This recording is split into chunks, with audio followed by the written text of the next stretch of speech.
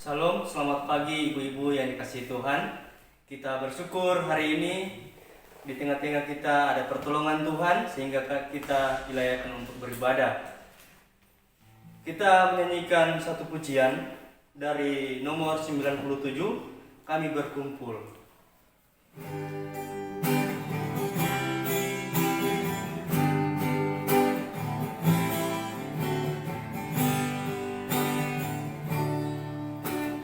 Berkumpul untuk memuji-Mu,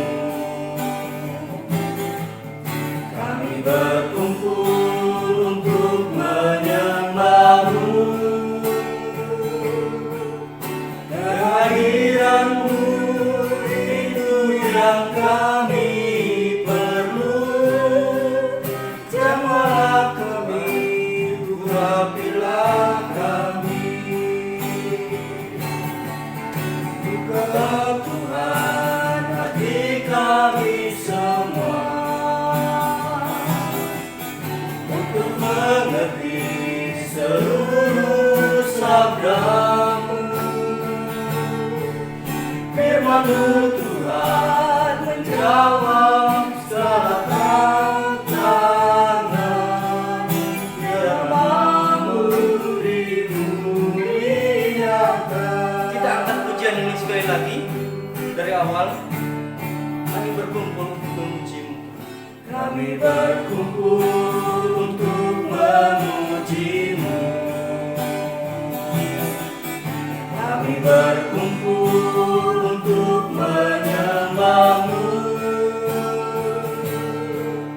Kehadiran-Mu itu yang kami perlu. Jamalah Tuhan, urapilah kami. Bukalah Tuhan hati kami semua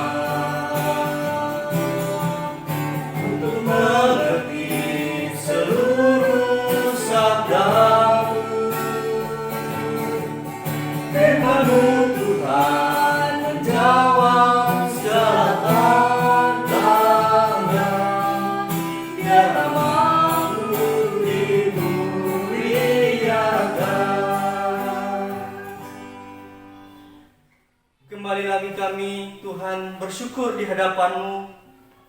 Kami menaikkan ungkapan syukur kami lewat puji-pujian, lewat doa, lewat firman Tuhan, bahwa Engkau sungguh luar biasa dalam hidup kami.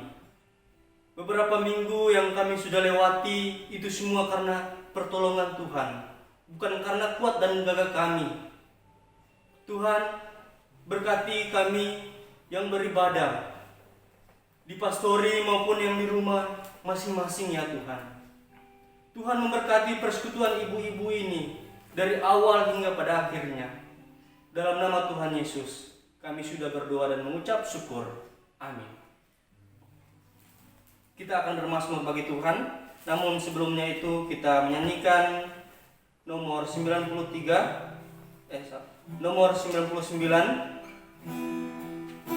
ku naikkan syukurku.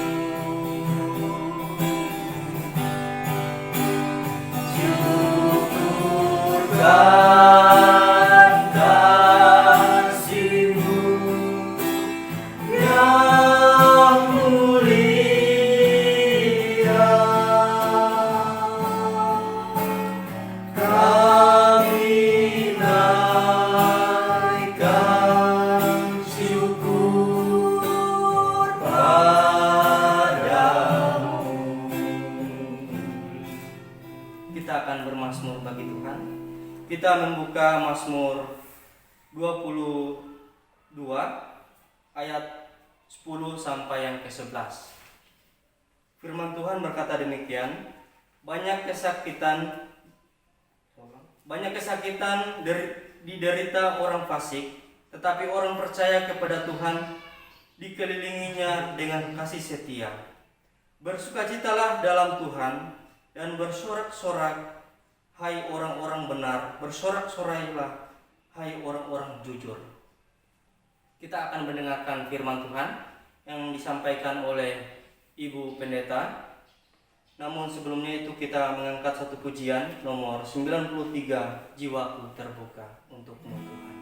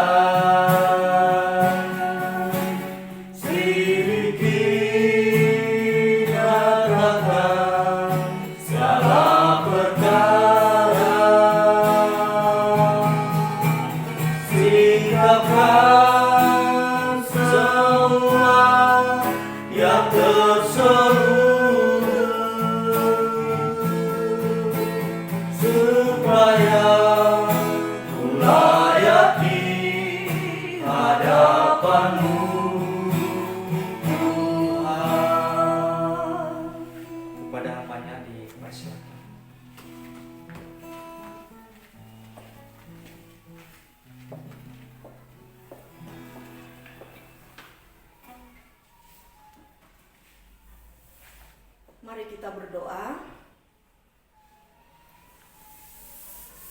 Bapa, inilah kami datang kepadamu, membuka akan keberadaan kami, hati dan pikiran kami, hidup kami, untuk siap menerima firman Tuhan dan penjelasan dari firman-Mu. Kami mohon Roh Kudus bekerja dalam pikiran dan hati kami, supaya apa yang kami baca dan setiap penjelasan yang didengar membawa kami untuk semakin mengerti apa yang Tuhan inginkan untuk kami lakukan dalam hidup kami sebagai orang-orang percaya yang telah menerima Roh Kudus Tuhan dalam hidup kami. Terima kasih Tuhan, bicara kepada kami karena kami sudah siap untuk mendengarnya. Dalam nama Tuhan Yesus kami berdoa. Amin.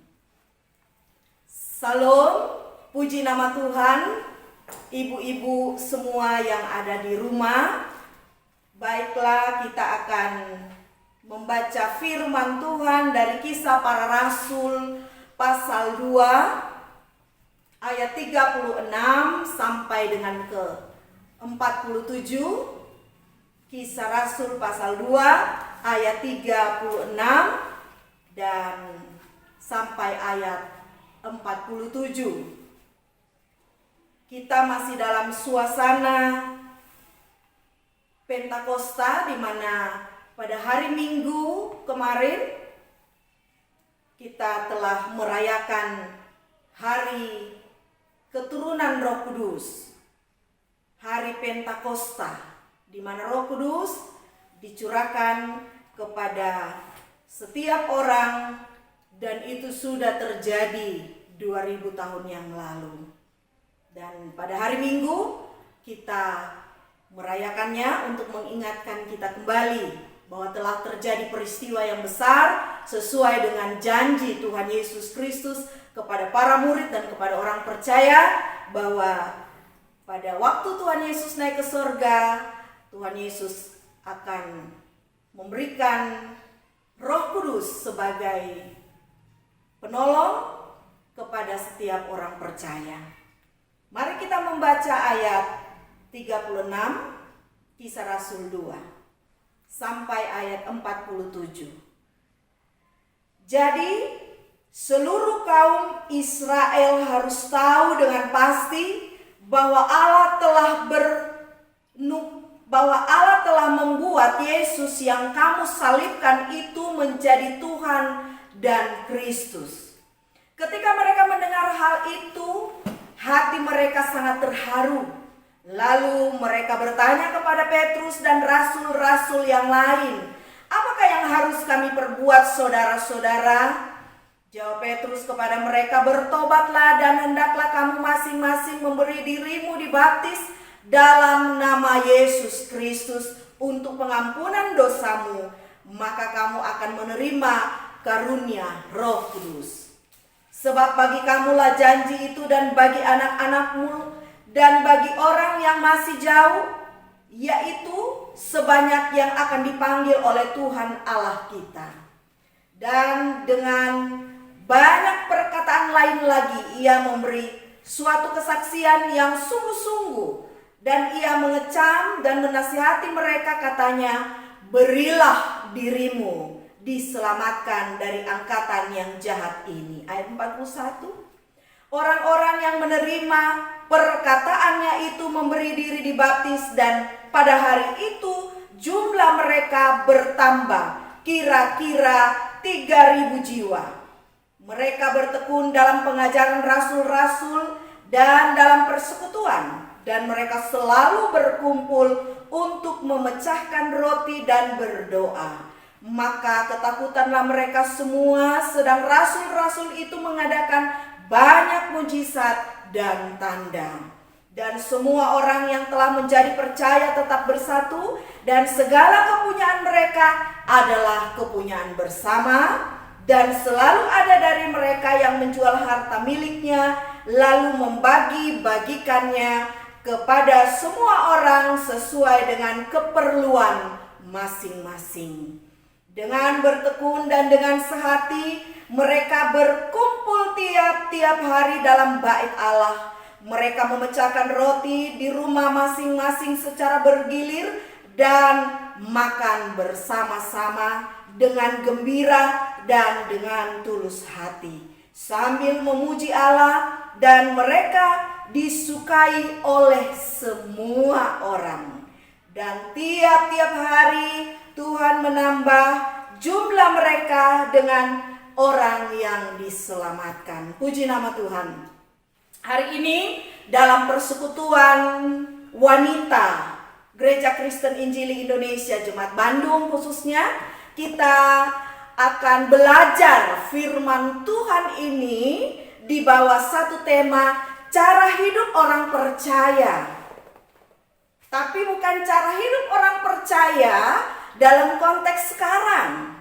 Karena cara hidup orang percaya dalam konteks sekarang kemungkinan berbeda dengan cara hidup orang percaya dalam konteks Kisah Para Rasul 2 ayat 36 sampai 47, yaitu cara hidup jemaat mula-mula dari Lembaga Alkitab Indonesia. Di sana memberikan judul cara hidup jemaat yang pertama. Jadi mari kita belajar bagaimana seharusnya cara hidup kita sebagai seorang perempuan, seorang wanita, atau sebagai ibu-ibu rumah tangga. Bagaimana cara hidup kita, hidup yang sesuai dengan firman Tuhan, yang sesuai dengan kehidupan orang-orang percaya yang telah menerima Roh Kudus. Teks Kisah Rasul 2 ayat 36 sampai 47 sebetulnya ini berbicara tentang khotbah Petrus dan dampak dari khotbah itu. Ini merupakan rangkaian dari peristiwa setelah Roh Kudus diturunkan atau dicurahkan. Para murid dipenuhi oleh Roh Allah, dipenuhi oleh Roh Kudus, dan mereka berkata-kata dengan bahasa Persia, Media, Elam, Mesopotamia, Yudea, Kapadokia, Pontus, Asia, Frigia, Pamfilia, Mesir, Libya, Roma, Yahudi, Kreta, dan bahasa Arab. Sesuai bahasa dari orang-orang yang pada waktu itu berkumpul di Yerusalem. Mereka berbahasa sesuai dengan bahasa orang-orang yang berkumpul pada waktu itu. Dan dalam bahasa mereka menceritakan tentang perbuatan-perbuatan yang besar yang telah dilakukan Allah. Padahal para murid ini adalah orang-orang Galilea. Nah, Petrus berkhotbah pada waktu itu dan jumlah orang percaya kepada Kristus bertambah dari yang sudah ada sebelumnya selain para murid dan orang-orang percaya yang sudah ada pada waktu Tuhan Yesus hidup. Kemudian bertambah lagi kurang lebih 300 jiwa. Nah, hal ini sesuai dengan perkataan Yesus Tuhan dalam Yohanes 16 ayat 8. Roh Kuduslah yang menginsafkan dunia, atau Roh Kuduslah yang menginsafkan manusia tentang dosa. Sehingga ketika Roh Kudus dicurahkan dan Petrus berkhotbah, berbicara tentang perbuatan Tuhan yang besar, yang luar biasa, yang ajaib, maka Roh Kuduslah yang membuat setiap orang mereka mengerti, lalu mereka mau bertobat dan beri diri mereka untuk dibaptis menjadi orang-orang yang percaya. Mengapa demikian? Karena Roh Kudus bekerja untuk menginsafkan setiap orang yang datang akan kesalahan mereka, dan mereka bertobat dan mereka percaya kepada Tuhan Yesus. Nah, orang-orang yang bertobat dan percaya Tuhan Yesus pada waktu itu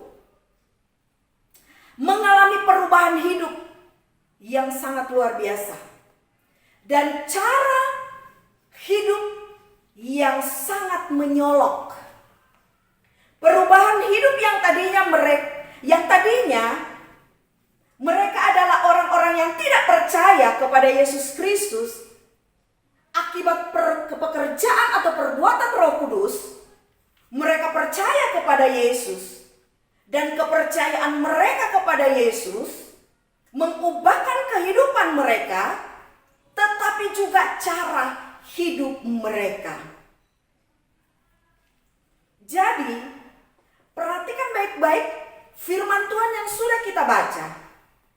Kepercayaan mereka berubah, tetapi juga kepercayaan yang berubah disertai dengan cara hidup yang berubah.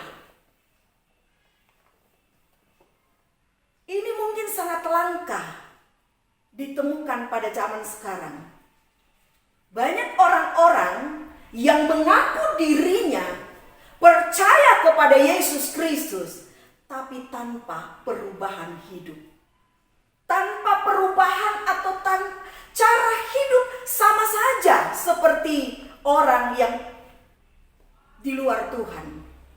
Padahal mereka mengaku bahwa mereka adalah orang-orang yang percaya, tetapi tidak dibarengi, tidak diikuti dengan cara hidup yang berubah.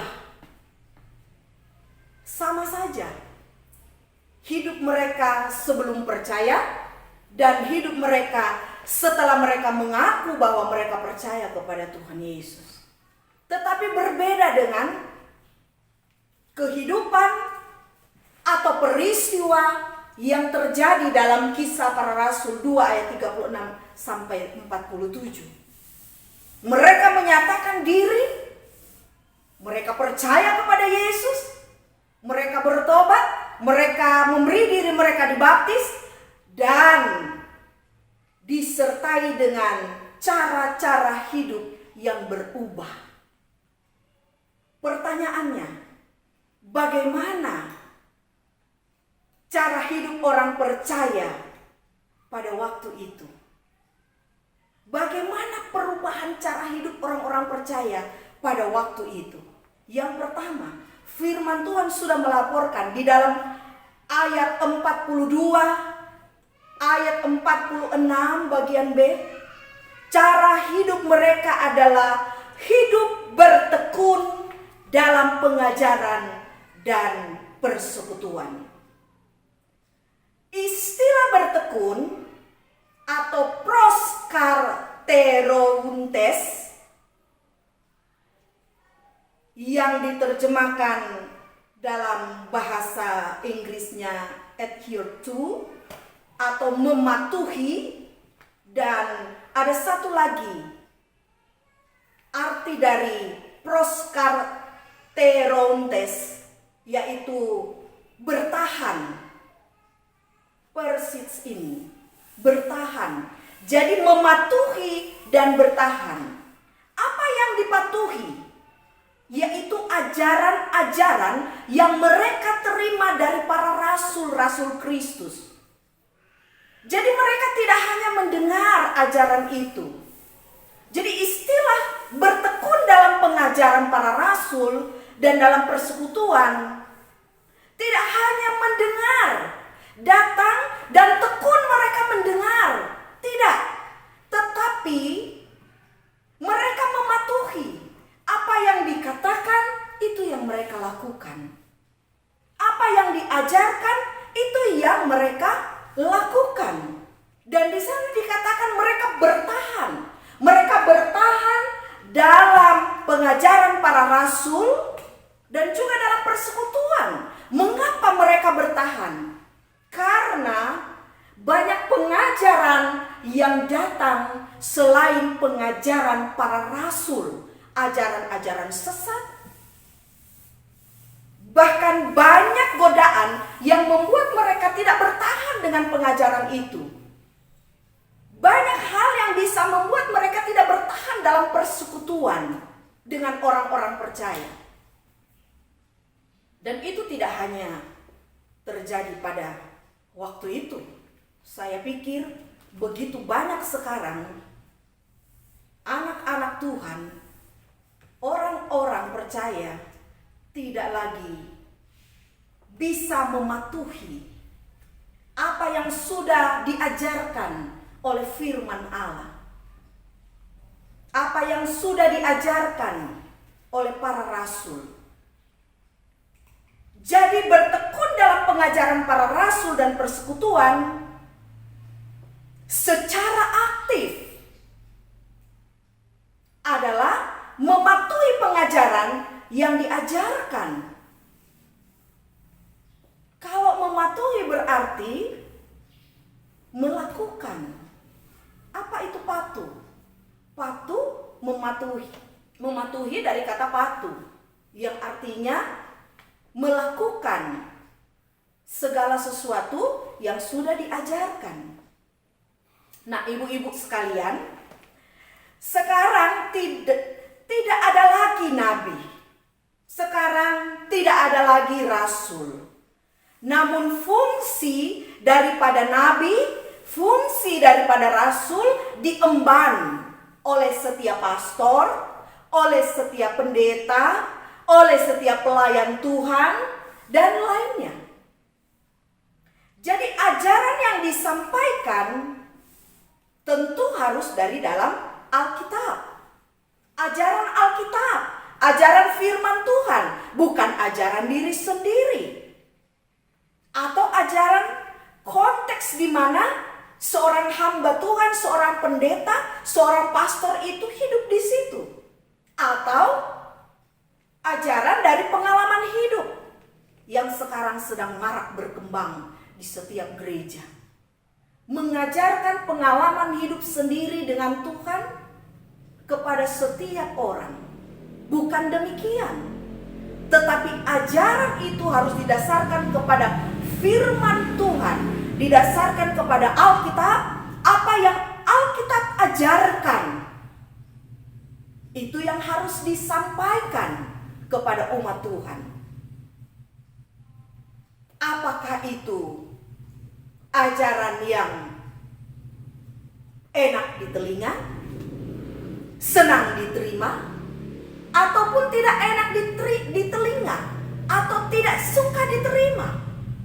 Terkadang tidak semua firman Tuhan yang disampaikan oleh para hamba-hamba Tuhan, oleh pastor, oleh pendeta, oleh hamba-hamba Tuhan, para pelayan Tuhan, terkadang tidak semua bisa diterima oleh orang-orang percaya. Mengapa? Karena mungkin menyinggung, karena mungkin membeberkan dosanya, karena mungkin menyentuh egonya, sehingga apa yang disampaikan justru dari firman Tuhan tidak mampu untuk dilakukan. Mengapa? Karena tidak memberi diri, tidak membuka diri untuk menerima firman itu dan mematuhi firman itu. Tetapi tidak dengan cara hidup orang percaya pada zaman mula-mula. Mereka bertekun dalam pengajaran rasul. Apapun yang dikatakan oleh para rasul, yang disampaikan oleh para rasul, mereka taat. Bahkan mereka bertahan dalam pengajaran itu. Nah, bagi kita, setiap hamba-hamba Tuhan dalam menyampaikan firman Tuhan, tentu dasarnya adalah Alkitab. Mari berilah diri kita. Beri diri kita untuk membuka diri terhadap firman Tuhan dan kita mematuhi firman itu, bahkan kita bertahan dalam firman itu apapun terjadi, bertahan dalam persekutuan itu apapun yang terjadi. Yang kedua, bagaimana cara hidup orang percaya pada waktu itu? Ayat 44-45. Mereka tetap bersatu dan berbagi dengan saling memperhatikan kebutuhan satu dengan yang lain. Istilah bersatu, esan epi. Esan ini dari kata ego, emi. Artinya saya adalah, tetapi karena orang ketiga jamak, maka diterjemahkan mereka adalah. Sedangkan epi satu. Jadi mereka adalah satu. Nah, konsep kesatuan sebagai tubuh Kristus ternyata sudah tercipta karena kekuatan pekerjaan Roh Kudus dalam diri orang-orang percaya. Luar biasa. Dan konsep ini yang dikembangkan oleh Rasul Paulus dalam 1 Korintus tentang kesatuan tubuh. Mereka adalah satu. Kekurangan orang lain adalah kekurangan bersama. Kelebihan orang lain adalah kelebihan bersama. Kesusahan orang lain, kesusahan bersama. Kesedihan orang lain adalah kesedihan bersama. Kesakitan orang lain yang percaya kepada Kristus adalah kesakitan bersama. Ini sesuatu yang sangat langka untuk zaman sekarang ini. Dan mari kita kembali lagi kepada firman Tuhan. Kehidupan orang-orang yang percaya seharusnya demikian. Satu, apa yang dirasakan oleh orang lain, ikut juga kita merasakannya di sana. Bagian firman Tuhan ini mengajarkan kepada kita bahwa ketika Roh Kudus bekerja dalam diri kita, maka tidak ada lagi kepentingan diri sendiri untuk itu. Tidak ada lagi keegoisan. Semua tentang saya, semua tentang keluarga saya. Tidak ada lagi. Ketika Roh Kudus bekerja, maka dorongan Roh Kudus untuk selalu memperhatikan orang lain itu pasti sangat kuat.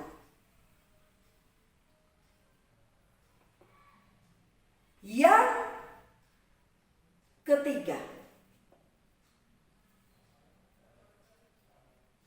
bagaimana cara hidup orang-orang yang percaya pada waktu itu?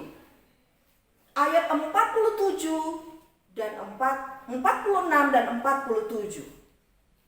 Mereka berkumpul tiap-tiap hari dalam bait Allah. Luar biasa. Mengapa mereka tiap hari ibu-ibu tiap hari berkumpul dalam bait Allah? Mengapa mereka tiap hari harus pergi ke bait Allah? Karena mereka percaya bahwa Allah hadir di dalam bait Allah. Dan ketika mereka pergi ke bait Allah, maka mereka pergi untuk menjumpai dan bertemu dengan Allah di sana. Luar biasa. Dan dalam Yohanes pasal 2 ayat 19 sampai 21, Yesus menjelaskan lebih spesifik lagi bahwa bait Allah Allah adalah pribadinya sendiri. Bait Allah tidak hanya sekedar gedung, tetapi bait Allah adalah pribadi Yesus sendiri. Berarti setiap orang yang datang ke bait Allah, mereka mencari Yesus.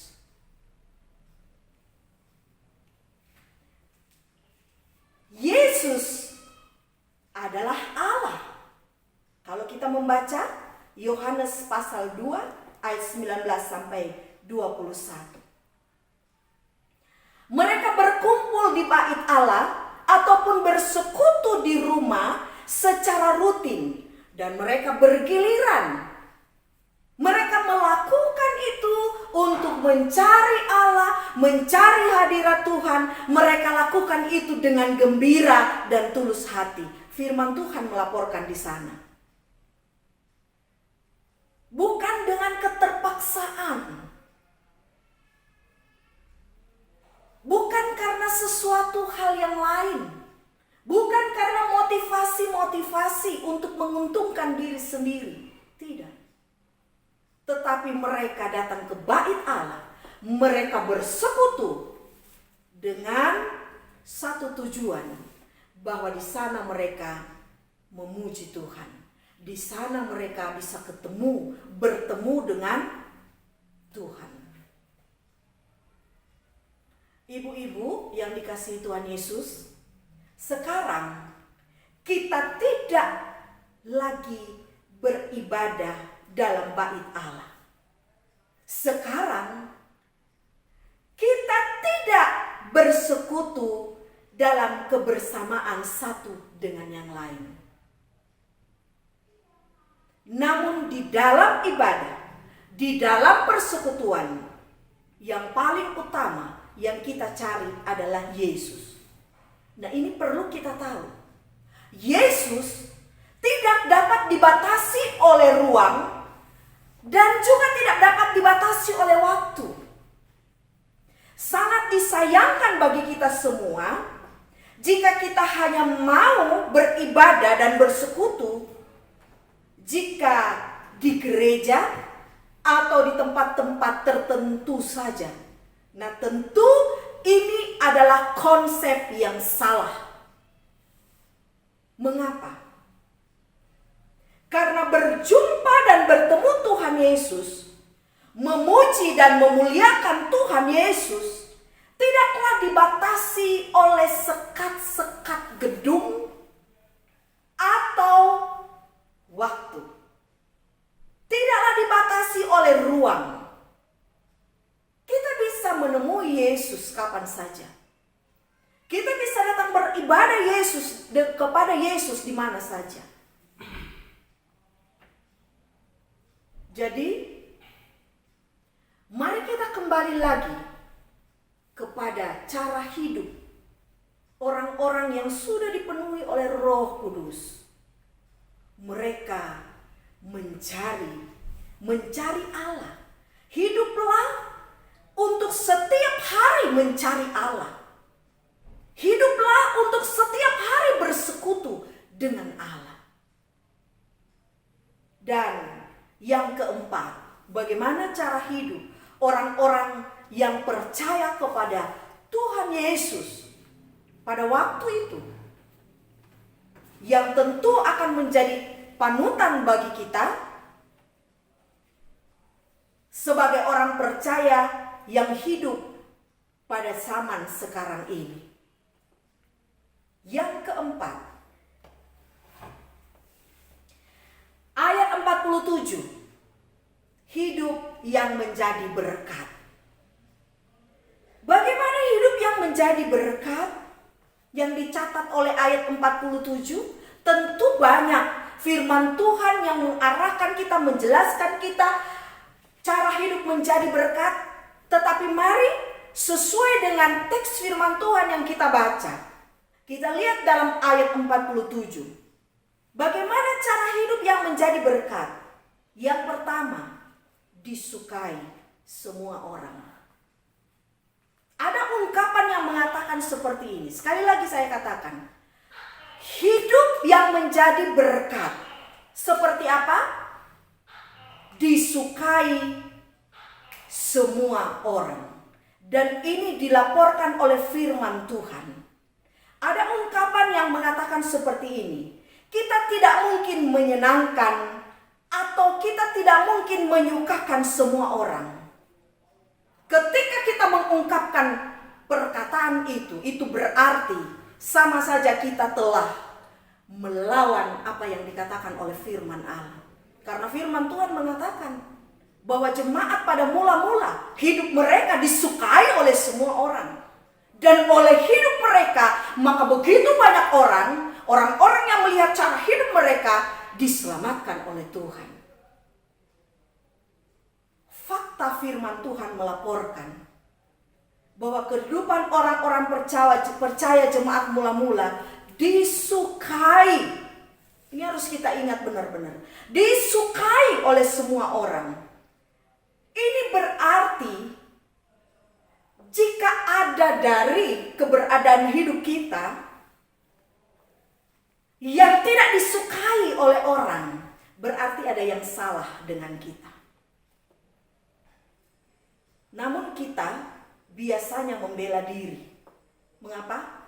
Kita merasa kita benar. Ya.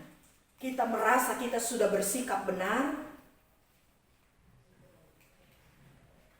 Dan merasa benar dan bersikap benar adalah dua hal yang berbeda. Kita merasa bahwa hidup kita benar, padahal kita tidak bersikap benar. Bisa saja kita merasa hidup benar, tapi kita tidak bersikap benar, sehingga orang tidak suka dengan kita. Tapi firman Tuhan hari ini datang kepada kita. Orang-orang yang dipenuhi oleh Roh Kudus, cara hidup mereka disukai oleh semua orang. Jika orang tidak menyukai kita, mari kita sebaiknya introspeksi diri. Bukan kita malah merasa diri benar, padahal kita tidak benar. Dalam teks ini, cara hidup yang disukai semua orang adalah cara hidup yang berhubungan dengan keselamatan. Ayat 47. Yaitu cara hidup yang dipakai Tuhan untuk membawa orang kepada juru selamat. Bagaimana mungkin orang tertarik untuk mengetahui tentang Yesus jika cara hidup kita tidak menjadi berkat? Bukan bersatu, tapi di sana ada perpecahan. Di sana ada egois. Di sana tidak peduli dengan orang lain. Semuanya hanya untuk diri saya sendiri.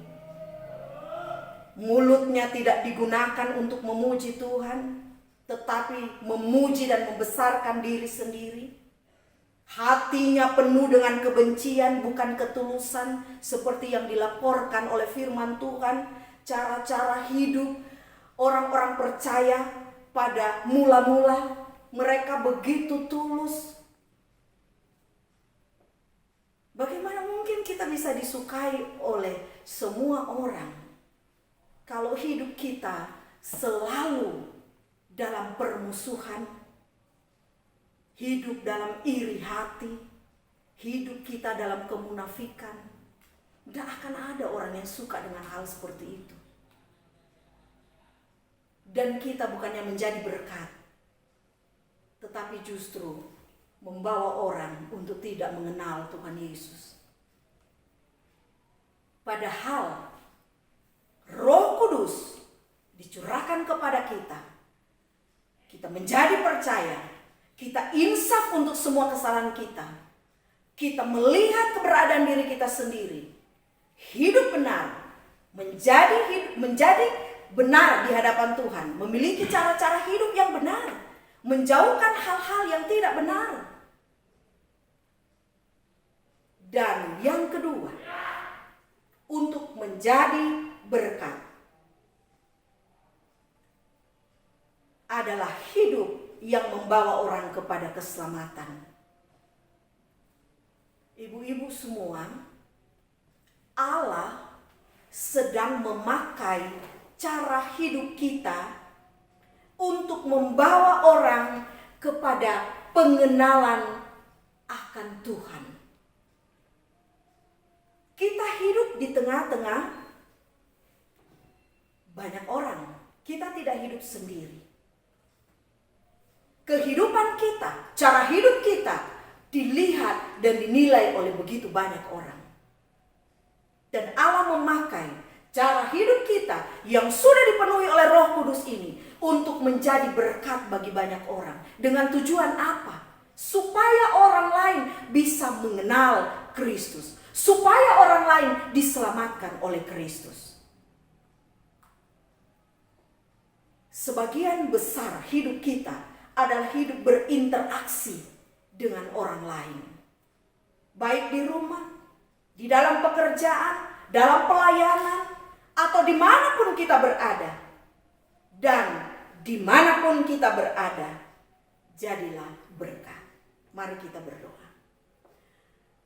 Bapa ini kami, ampuni kami jika lewat firman Tuhan ini menyoroti kehidupan kami dan kami kedapatan tidak memiliki cara hidup seperti yang dilaporkan oleh firman Tuhan.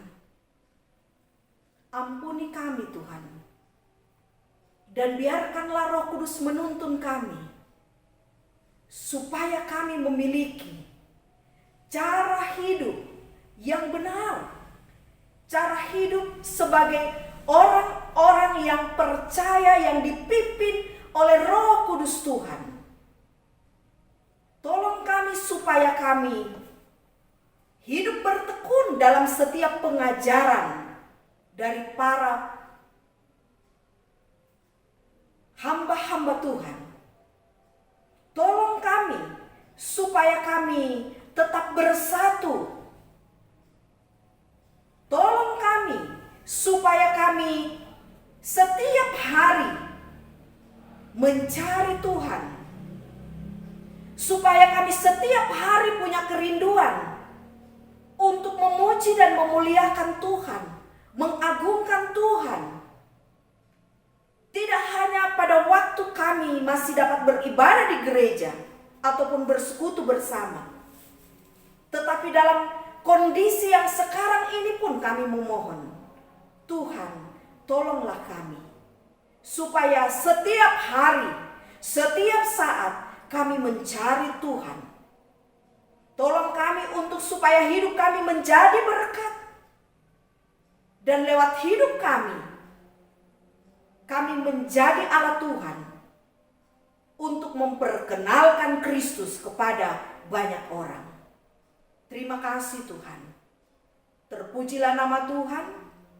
Kami berdoa untuk ibu-ibu semua yang sekarang ada di rumah, yang ikut dalam ibadah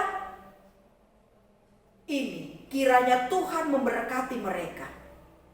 Tuhan menjaga, melindungi mereka dalam pekerjaan mereka, baik di rumah maupun di luar rumah. Kiranya Tuhan ada di sana.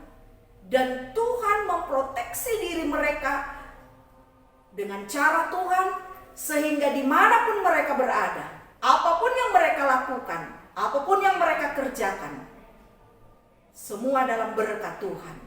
Mereka terlindungi dan mereka bersuka cita karena mereka tahu bahwa mereka tidak sendiri, mereka bersama dengan Tuhan. Tuhan, hiburkanlah yang dalam keadaan sedih. Tuhan, kuatkanlah yang dalam keadaan lemah. Tuhan, cukupkanlah yang dalam keadaan kekurangan. Tuhan, sembuhkanlah yang dalam keadaan sakit. Kuatkanlah semua mereka dalam menghadapi setiap hari dalam hidup mereka. Terima kasih banyak Tuhan. Kiranya Tuhan juga menolong dan memberkati semua hal yang dikerjakan. Dan semua itu kiranya mendatangkan berkat Tuhan. Terima kasih Tuhan, terpujilah Engkau, dalam nama Tuhan Yesus kami berdoa. Amin. Kita akan memberikan persembahan.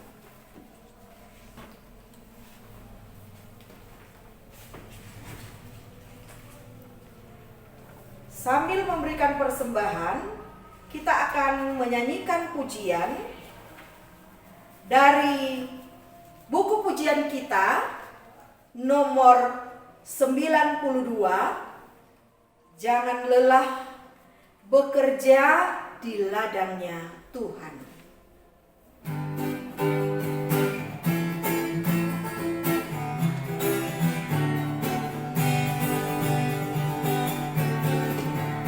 Jangan lelah bekerja di ladangnya Tuhan. Roh Kudus yang beri kekuatan, yang mengajar dan menebar. Tiada lelah bekerja bersamamu Tuhan, yang selalu mencukupkan akan segalanya. Ratakan tanah bergelombang, timbunlah tanah yang berlubang, menjadi siap dibangun di atas dasar iman. Ratakan tanah bergelombang, timbunlah tanah yang berlubang, menjadi siap dibangun di atas dasar iman. Mari kita berdoa.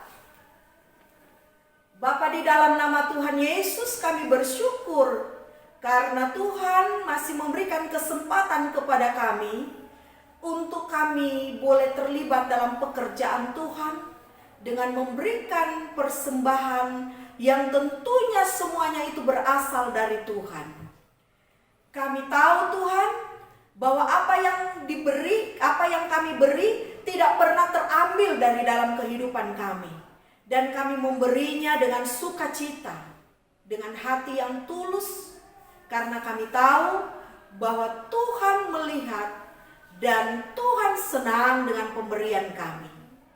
Tuhan berkatilah setiap rupiah yang kami berikan untuk pekerjaan Tuhan, supaya bermanfaat untuk pekerjaan-Mu secara khusus di Lembaga GKI Jemaat Bandung. Kami juga berdoa untuk setiap jemaat Tuhan, khususnya untuk ibu-ibu. Kiranya Tuhan terus akan memberkati mereka dalam segala hal, dalam semua doa dan rencana mereka didengar oleh Tuhan, dan Tuhan menjawab sesuai dengan waktu dan kehendak Tuhan. Terima kasih Tuhan. Kami mohon kiranya Tuhan menjamah, Tuhan memulihkan dan menyembuhkan Mama Desi, dan biarkanlah dia boleh berbicara, dia boleh berjalan sebagaimana yang menjadi harapan dan doa kami selama ini. Terima kasih banyak ya Tuhan. Terpuji nama Tuhan. Dalam nama Tuhan Yesus yang sudah mengajar kami berdoa, Bapa kami. Bapa kami yang di sorga, dikuduskanlah namamu, datanglah kerajaan-Mu, jadilah kehendak-Mu di bumi seperti di sorga. Berilah kami pada hari ini makanan kami yang secukupnya, dan ampunilah kami akan kesalahan kami, seperti kami sudah mengampuni orang yang bersalah kepada kami.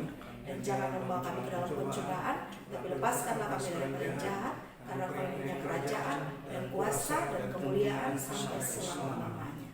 Amin. Ibu-ibu yang dikasihi oleh Tuhan, terimalah berkat Tuhan, kasih karunia dari Allah Bapa, di dalam Tuhan Yesus Kristus, di dalam persekutuan dengan Roh Kudus, turunlah besertalah dengan semua ibu-ibu, mulai hari ini sampai selama-lamanya. Amin. Persekutuan kita selesai dan Tuhan memberkati Selamat beraktivitas. Salam.